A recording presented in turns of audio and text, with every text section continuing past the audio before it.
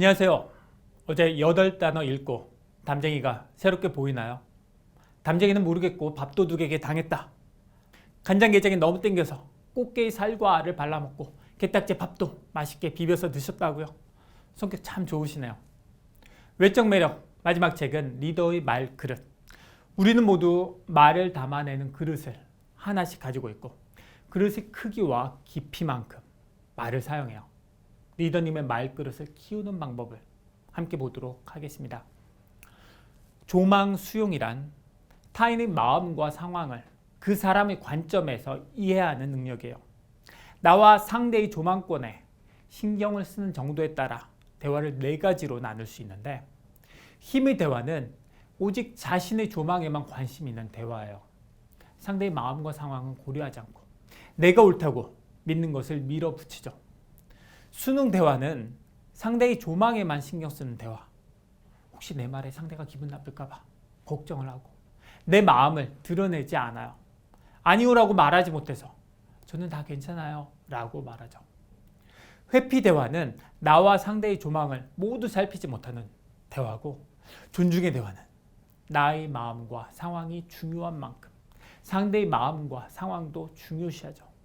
자신이 틀릴 수 있다는 걸 인정하고, 그러니까 일방적으로 말하지 않고 균형이 잡힌 대화를 하고 서로의 협력이 가능한 대화죠.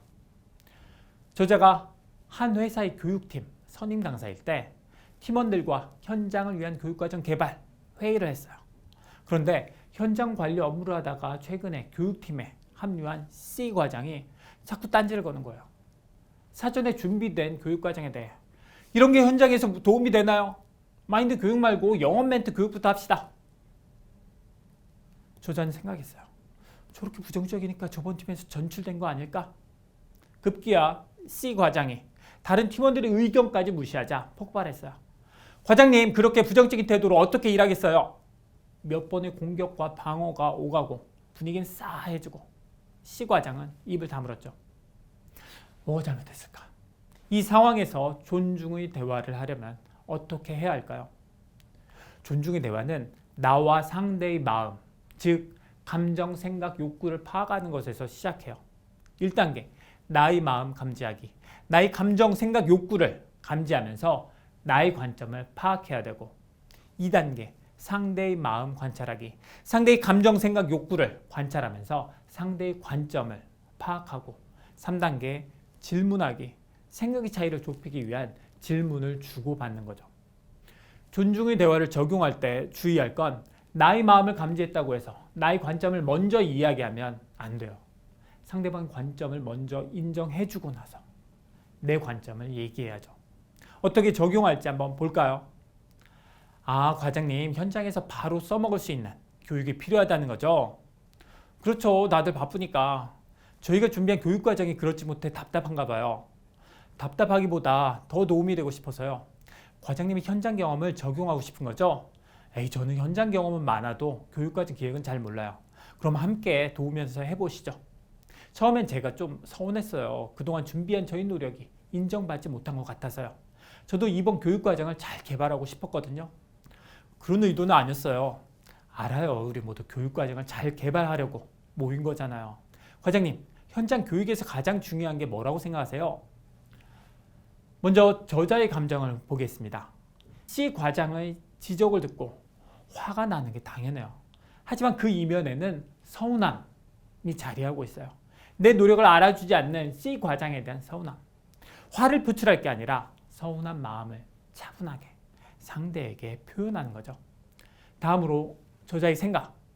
이미 준비한 교육과정을 바꿀 수 없다는 저자의 고정된 생각을 들여다본 후 바꿀 수 있어 라고 생각을 고쳐야죠. 마지막으로 저자의 욕구. 자신의 노력을 인정받고 싶고 기여하고 싶은 욕구를 표현했다면 감정적으로 맞서지 않았을 거예요. 이번엔 C 과장의 감정을 볼까요? 새로운 부서로 쫓겨나다시피 온 C 과장은 속상하고 두렵고 분노했을 거예요. 교육과정의 현장 상황을 반영하지 않아서 답답하기도 했겠죠.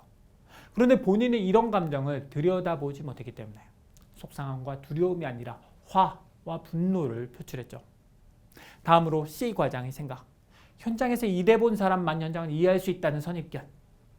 교육팀은 현장과 괴리된 탁상 공론만 한다는 선입견을 고쳐야 대화가 가능하죠.